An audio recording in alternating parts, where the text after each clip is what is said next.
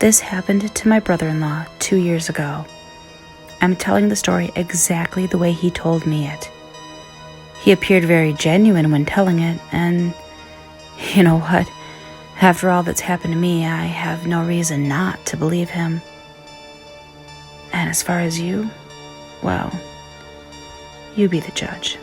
I was in the English Army, 2 tours in Iraq, 1 in Afghanistan. My mom absolutely hated the life I chose. But I can't really blame her. But you know what? The fucked up part is that the biggest horror I've ever experienced wasn't in one of those shitty Eastern places. No. It was in the very center of European civilization, London. After I finished my 3rd tour, I was awarded by the army. Apparently surviving fighting Taliban in the mountains is reason enough to be honored. They offered me a spot in Queen's Guard. I'm not sure how much you know about that, but in England, it's a pretty big deal. And I hated it. I was permanently stationed at home, and as a reward for my bravery, I was now standing in front of buildings motionless while annoying Chinese tourists tried to make me laugh. I wanted out. But the honor of the position, combined with my mother's happiness that the biggest danger I could ever face would be an Asian tourist, I had no choice but to do it. Only if I knew I'd be safer in some cave in Kabul. So I was stationed to work at the Tower of London, a few shifts a week. Shifts were usually 2 to 3 hours long, depending on how many people worked that day. Gotta tell you, that job gets old quickly. Drunk people who try to mess with you, along with annoying tourists who think they're the first ones ever to try to make you laugh. You just want out of your own skin. But it was a job, and it paid. So I shut the fuck up and did it. Now this one day in 2012 started boring as any other day. I had a few French guys trying to mess with me. God, they're the worst. And you can't do shit unless they threaten you. Then I had a group of drunk Russian chicks which wasn't so bad. The heat was just starting to melt that fucking hat into my skull when a huge group of tourists showed up. Some sort of guided tour, I assume. They all did their standard spiel, pictures, funny faces, jokes, etc. They all had their cameras out, and they all wore same t-shirts. Some Big Ben tour bullshit. All but one. I noticed her standing in the back, just staring at me. She was a good-looking woman, probably early 40s, really dark, long hair, and somewhat pale, which made me think she was English. She didn't seem to be a part of the tour as she stood with all the others. After the group finally took enough pictures and realized I wasn't gonna laugh, they started moving on. Except the pale woman, who stayed and kept watching me. Now, I've seen my fair share of people doing all kinds of stupid stuff to get a reaction out of me, but this was a new one. Not only that, this lady was committed. 2 hours and hundreds of tourists later, she still stood in the very same spot, just staring at me. The day got pretty hot, and there was no way she was comfortable, but I shit you not, she was calmer than I was. She wasn't smiling, which was strange because I assumed she was trying to make me react. About 30 minutes later, when the crowd around me slowly died out, she took a slow step towards me. Then another one. Here we go, joke incoming, I thought as she took her sweet time walking up closer. She stopped about 2 feet away from me.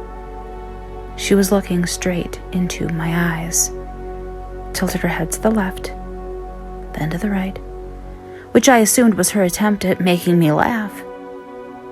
Then I realized this woman wasn't here to joke around. Still standing at 2 feet away, she started leaning towards me. There was something just so fucked up about her mannerisms that made me extremely uneasy. She never lost an eye contact with me, She kept leaning towards me, while her feet never moved. Her face stopped just short of touching mine, and her position seemed unnatural at that point. Her head started slowly shaking, like when you got out of the pool or a shower and you're freezing, you know? And then she scared the fucking shit out of me. I had people screaming in my face. I even had a moron trying to fight me. But what she did was by far the worst. She opened her mouth as if she were about to let the loudest scream at me, but nothing came out. Nothing. She just stood there, leaning at an unnatural angle inches from my face, letting a fucking silent scream, or whatever that was, out of her wide open mouth, and the speed of her shaking increased. Now, I'm not gonna lie, even though it was really hot that day, I started feeling cold, and goosebumps ran under my uniform. I finally got myself together and started marching away from her. We were allowed to do a 10-step march occasionally. When I got to the end of one way, I stopped and closed my eyes. I just wanted her to be gone when I turned around. As I made a 180-degree turn, I instantly froze. She was right in front of me, leaned all the way to my face, mouth open even wider, head now shaking uncontrollably. I was so taken aback I was unable to react. Noise, screaming, and other stuff I can deal with, but this silent, creepy fucking behavior was honestly intimidating me. "Make way for the Queen's Guard," I yelled. We are allowed to say that when someone is in our way. She didn't react, but she did lean further to about an inch from my face. "Make way for the Queen's Guard," I yelled even louder, hoping my voice wouldn't break. She had absolutely zero regard for my orders. Unwilling to deal with the bullshit any longer, I stepped back and pointed my bayonet at her. That was our last resort for annoying tourists. She immediately closed her mouth and leaned back into a normal human position. I wasn't going to wait for her to do whatever it was she was about to do, so I started marching around her. When I got back to my post, I turned around and stood still. I couldn't see her in the corner of my eye, which gave me a huge relief. Jesus, this fucking job, I thought to myself. I'm gonna have to look into 10, 9, 8, someone whispered in my right ear. It must be her. She was behind me. 10, 9, 8. Whispers came from my left side. Goosebumps were at an all-time erect now. Hilarious, isn't it? Combat vet, killed more people than he'd ever want to admit, is now scared to hell of some batshit tourist lady. 10, 9, 8, 10, 9, 8, 10, 9, 8. She sped up her whispering, then walked in front of me. 10, 9, 8, 10, 9, 8. She was now whispering incredibly fast. Actually, whispering doesn't describe it properly. It was like yelling, but in a whisper tone, if that makes any sense. It was surreal. She leaned towards my face again, whispering those fucking numbers frantically. I was about to break my orders. I couldn't take it anymore. There was something fucked up about this woman, and I couldn't deal with it. "Ma'am," I spoke in a whisper of the biggest scared pussy. "Ma'am, will you please step?" And then a huge group of loud tourists ran up to us. The crazy woman leaned back, still looking at me. She whispered, 10, 9, 8, one more time while never losing eye contact. Then she walked away as slowly as she moved around me. It was so strange watching her slowly disappear into the crowd. All that was left was a strange feeling of something unnatural. That and a group of life-saving Asian tourists.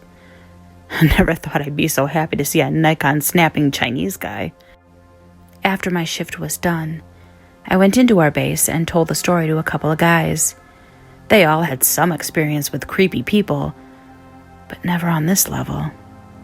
When our shift commander came, guys jokingly told him how I was abused on duty. He wanted some laughs, so he asked for the full story, but when I started telling what happened, he quickly lost his smile. Stop, he said. Did you talk to her?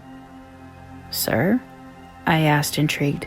Son, did you or did you not speak to this woman? I wasn't going to lose my weekly pay over breaking that stupid no-talking rule. So I lied. Of course not, sir. He seemed to calm down. Good. And if she ever comes back, never talk back, understood? That goes for all of you. Joking atmosphere quickly died out in the break room. I was puzzled, but I was even more tired. So I decided to go home and sleep instead of worrying about crazy fucking tourists. Next few shifts went by as boring as they were supposed to be. Woman was nowhere to be seen. And since my girlfriend was about to visit me all the way from the Netherlands, I forgot about the incident. Tuesday night around 3 a.m., I was awoken by loud banging at the door. For some strange reason, the first thought that crossed my mind was that fucked up woman from a week ago. Babe, would you mind peering through the hole to see who it is? I lazily mumbled as I gently pushed my girlfriend. She was dead asleep. I swear, nothing could wake her up. Semi-conscious, I stumbled through the hallway and to the door. Who is it? I muttered while peeking through the hole. But it was too dark outside. That sobered me up. Who is it? I asked again. But the only answer I got was louder banging. Fuck it, I thought, as I took a deep breath and opened the door. There were about a million things I'd rather see standing in front of me at that moment. And there was only one person I did not expect to be at the door. My girlfriend. I was supposed to pick her up tonight. I nearly lost all control of my legs. 1,000 things raced through my mind, which was having trouble comprehending what in the fuck was happening. Thanks for picking me up at Heathrow, asshole, my girlfriend said as she slammed the carry-on on my chest. I was still speechless. So I travel all the way from Amsterdam to see you and you forget? Really? I wasn't hearing it. I knew I was half asleep when I got up, but there was someone in my bed. I wasn't dreaming, for fuck's sake.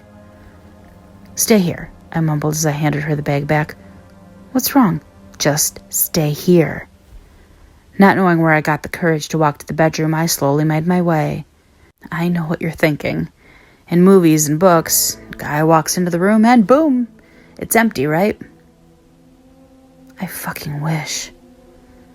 I walked into my room and it was completely dark. But I could hear breathing. Heavy breathing. My pulse was so high I was sure I was gonna pass out. But I flipped the switch. 765. 765.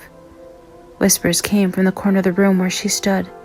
That same fucking woman. She stood almost glued to the corner of the room, her back to the wall. She was looking straight at me. And though I was sure I lost the power of speech, I managed to squeeze out a, what the fuck? 765, she said as she took the first slow step towards me. Her mouth was always wide open as if she were letting out that damn soundless scream. Every step she'd make, she closed her mouth enough to say, 765. I couldn't move. Nothing in this world existed besides this woman slowly walking towards me. What a creepy and unsettling feeling. Like I wasn't physically afraid of her, right? I could take her down and was ready to. But this kind of fear was something foreign to me. Seemed like I was afraid for my... soul? You know what I mean? I knew she couldn't hurt me physically, but I was still scared. Not to mention I fucking somehow slept in the same bed with whatever the fuck she was. She came incredibly close to me. The familiar lean, an inch from my face. My breathing was so irregular and loud, it was the only sound in the room. 765. Suddenly, something about this had a strangely familiar feeling. What the fuck? A scream came from behind me. My girlfriend. I snapped into reality, turned around and grabbed my girl. Run! I yelled as we escaped the room. We ran to the kitchen where I grabbed one of those, as seen on TV, steel cutting knives. My girlfriend was just silently weeping at my side, unable to even ask questions. I could hear footsteps. First I saw her shadow, then I saw her calmly walking through the hallway. Her mouth was now so unnaturally wide open, and she wasn't looking at me anymore. She was looking at the ceiling as she slowly made her way to the door. Her head was shaking very fast. It was abso-fucking-lutely surreal, I'm telling you. I mean, just imagine. This woman who creeped you out a week ago is now walking through your place at 3 a.m, staring at the ceiling with mouth impossibly wide open, not to mention you slept next to her for who knows how long. When she finally walked out, I ran to the door and slammed it. Girlfriend was still unable to speak. When we got ourselves together, I was afraid she'd think I cheated on her with this woman, but she didn't. She saw that horror walk throughout the hallway, and she knew something was wrong. I was terrified, but I didn't let it show.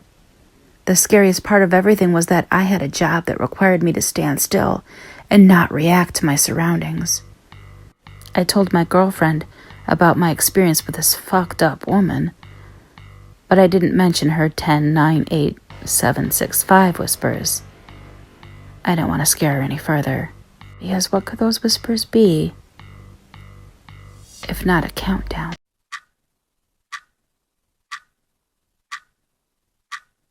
And now, a word from our sponsor. Do you like apples? Yeah. Yeah? Well, I go. Vanitas. How do you like them apples? Vanitas is a premium gaming peripheral brand geared toward developing high-performance products. We're currently working toward creating new, exciting, and unique products not currently found on the market. With quality to match its sleek and beautiful design, I can honestly say that my Vanitas mouse is the best that I've ever owned, and I'm looking forward to expanding my collection of Vanitas products. Vanitas ships internationally with extremely low international shipping costs, and shipping is free to the US and Canada.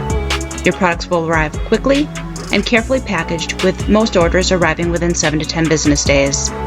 If you're looking to upgrade your setup in an affordable way without substituting looks, Vanitas is an optimal choice, and when you use code PRESSSTARTMOM at checkout, Vanitas is offering a 10% discount on your order. You'll be doing mom a solid, and you'll be doing yourself a solid. Everyone wins. Thank you so much to Vanitas for sponsoring this video. Can you see me? Hello? Can you find me? I'm here. Behind you, look. Behind you. I'm behind you. I am right behind you.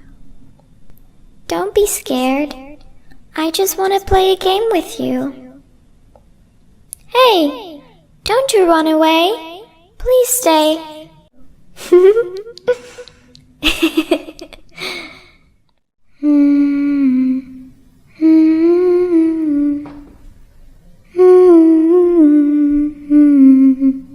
Incy Wincy Spider went up the water spout. Down came the rain and washed the spider out. Out came the sun and dried up all the rain. So Incy Wincy Spider went up the spout again.